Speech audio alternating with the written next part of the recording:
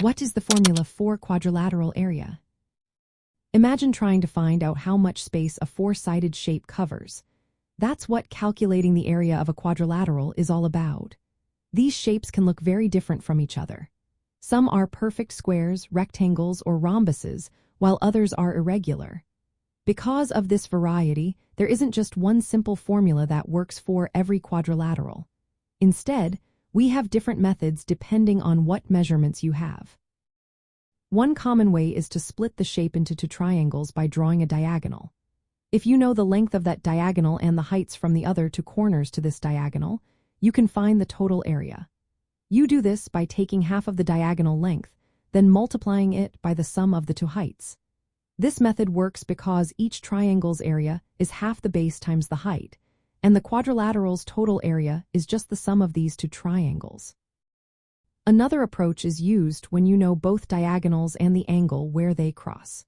If you have the lengths of the two diagonals and the measure of the angle between them, you can multiply half of each diagonal's length together, then multiply that by the sine of the angle.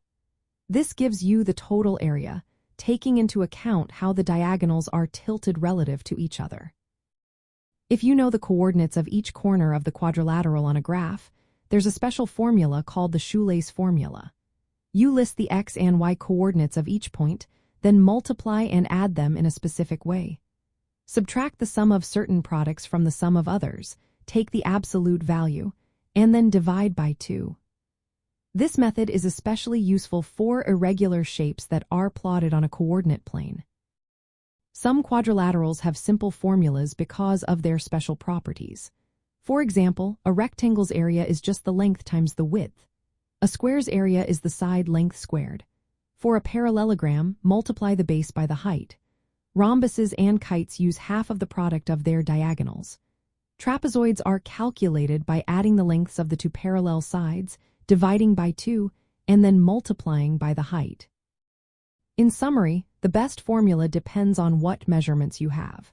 If you know the side lengths, diagonals, angles, heights, or coordinates, there's a way to find the area. The most common methods involve dividing the shape into triangles or using diagonals and the angle between them. Understanding these options makes it easier to find the space inside any four-sided shape.